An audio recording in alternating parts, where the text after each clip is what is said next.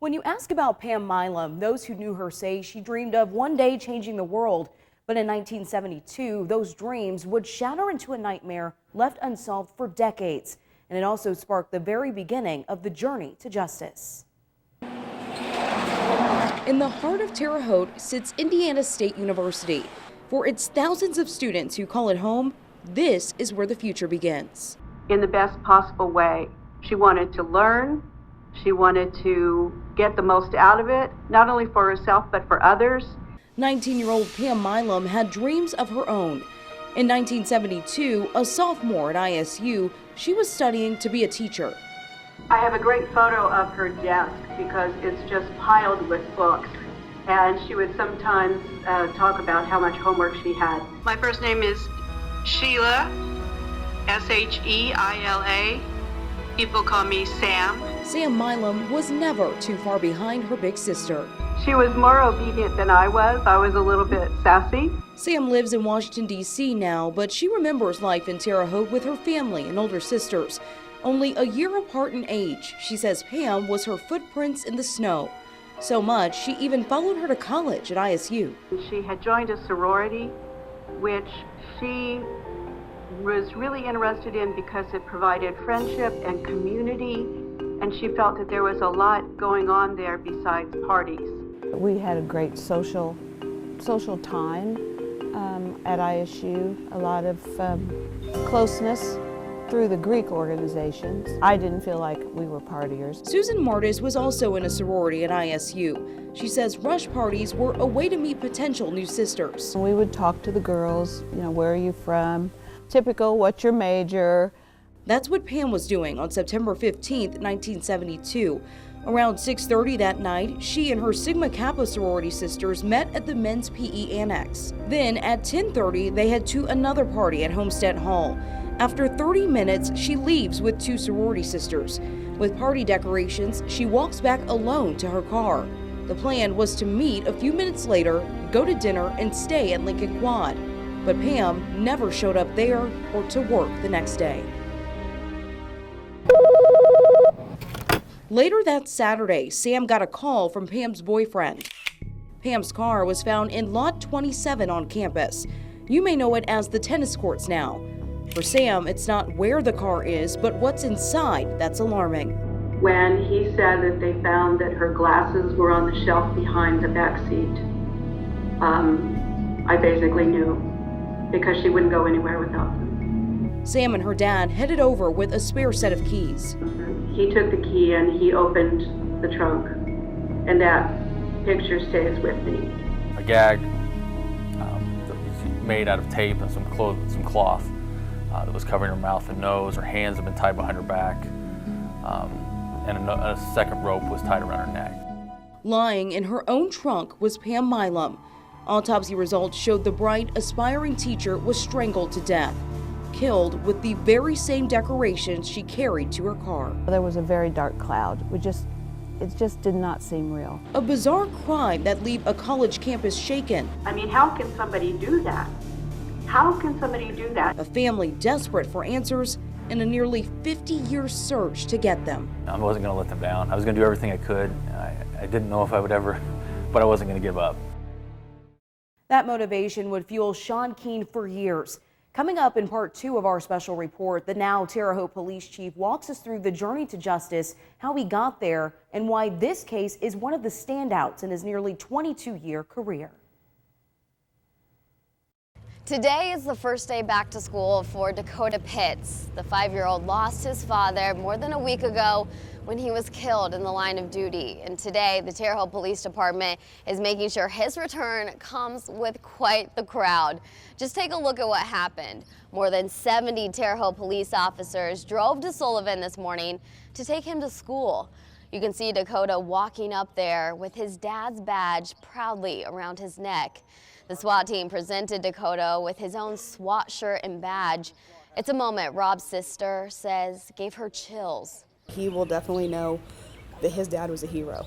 Blood doesn't always make family, and I think the Blue family just went above and beyond. Dakota had asked his mom to have one of his dad's friends take him to school, so she kind of reached out to, Rob's friends and family. And little did he know this was the response he would get. Police say that Dakota was shocked to see all of the officers here for him on his first day back. They want Dakota to always remember that his dad's brothers in blue will always have his back. In Sullivan, I'm Kylie Thomas, News 10.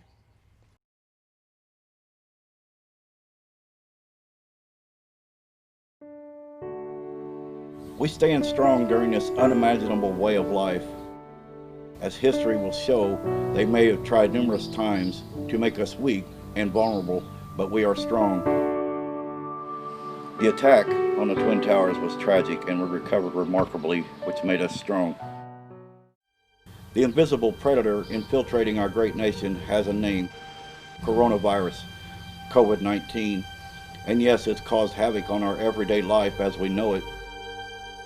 This predator shows no mercy on anyone, taking lives no matter the age. It's a relentless evil trying to destroy our country, but with the strength of our hearts and the power of God, we can survive this evil. So who's got the knowledge to demolish this predator? America and her people. And after previous attempts to make us fall, together with our hearts and minds, we yet again show proof we are strong and standing tall with our country. Everyone is showing great gratitude for our unsung heroes who's standing in front of this predator to save countless lives. Whether you're in the medical field or delivery, and you contribute your heart and knowledge trying to subside this predator, the rest of America has your back. America will survive, regenerate, replenish, and keep our faith in our brothers and sisters. We will rise yet again and overcome this obstacle. The sun will rise, the sun will set, and with our hearts of the American people, Corona will be beaten, I bet. God bless America. Quarantined, Bill Hollis.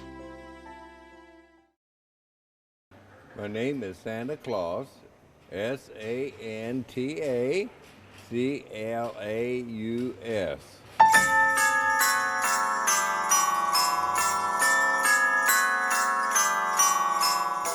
You want to sit on my knee? I'm going to say 1, 2, 3, jump, and then I want you to jump up on my knee, okay?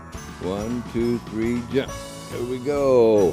Last week we've been busy. Hi, Brentley. Hi there, sweetheart.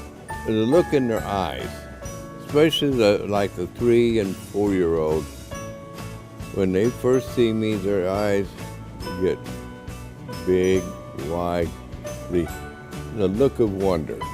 Do you know what you want Santa to bring you this year? What do you want? LOLs. A Lego set. A Lego set, okay. iPhones. And they don't want the iPhone 6, 7, or 8. They want the iPhone 11. I've got a friend that's got a 3-year-old, and he can get around on an iPhone better than Santa can. You know you got to be good to each other, okay? Well, the most interesting question that I get from a child. Santa, am I on the naughty list? Jimmy? If you have to ask Santa, you probably know. But this year, more than the normal year, I want my family to have a good Christmas. That's what I want for Christmas. Merry Christmas, sweetheart.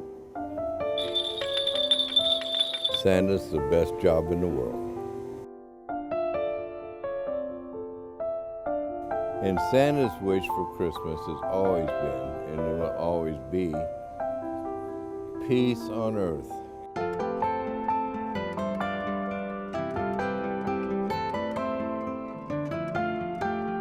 Ho, ho, ho, ho, ho! Merry Christmas.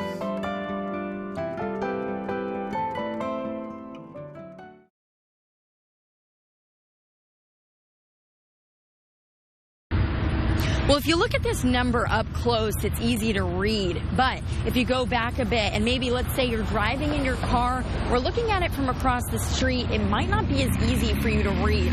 And if you're a first responder and you're wondering if you can depict what this number is, it could be putting your life at risk. Now, you may be thinking, well, this is common sense and everyone has numbers that's posted outside their house. But listen to this. The truth is that that's not the case. And even with the help of GPS, it's up to the first responder to find your house by its number. If it's broken off or hard to see, then that's just wasting precious time. It doesn't happen here often in the Wabash Valley, but Terre Haute Fire Chief Jeff Fisher says it still happens every once in a while, and that could be the difference between life or death. We take every effort to get out the doors quickly, as fast as we can. But it doesn't do us any good if we can't find where you live, find you. It's very important to have your house, your apartment, your business correctly marked. So make sure that number is visible from the street, from the car, from anywhere, so that a first responder can get to you as soon as possible. It could be what saves your life. Reporting live from in front of the Terre Haute Fire Department, I'm Jordan Kudish with News 10. Welcome back to News 10 this morning. I'm Kylie Thomas. We are live in Sullivan County this morning, and this is truly a sight to see. People are gathered along 41 here honoring First Lieutenant Clayton Colin. He's from Bicknell, Indiana. Colin died in a military training exercise earlier this month.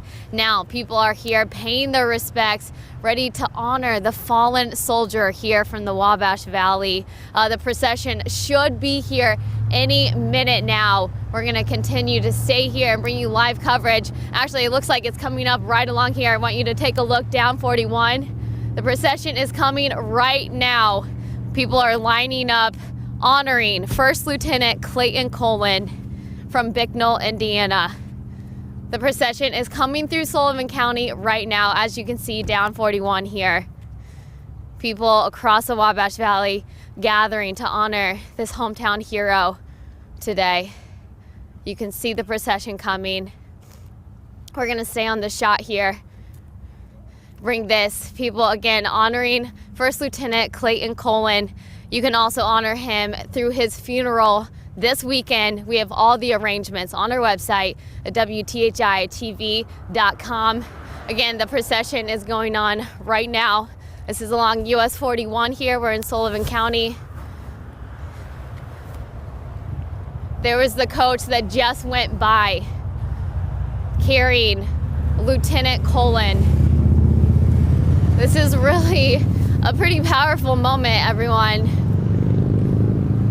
We have Bicknell police escorting Colin. We have Indiana State Troopers escorting, as well as local law enforcement and just community members here, gathering to honor our fallen soldier, First Lieutenant Clayton Colin.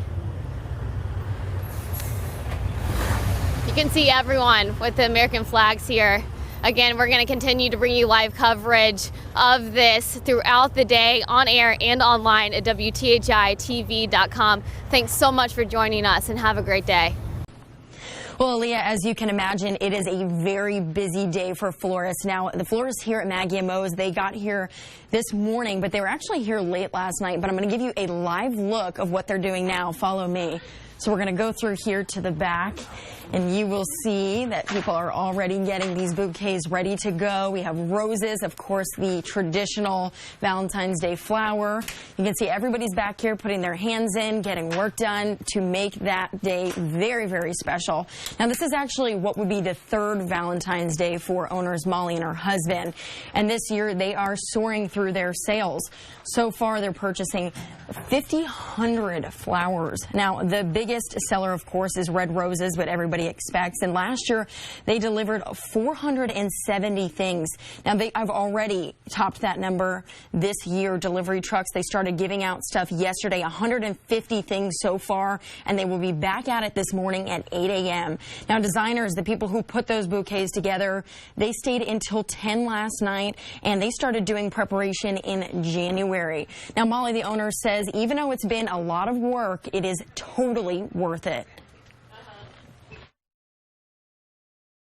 it is long days and it's a lot of work and a little bit of a headache, but we have a good time and kind of laugh, and it's a happy time. I mean, Valentine's Day is definitely something that people are giving and letting people know how much they care. So to know that we're helping them do that really makes us feel good.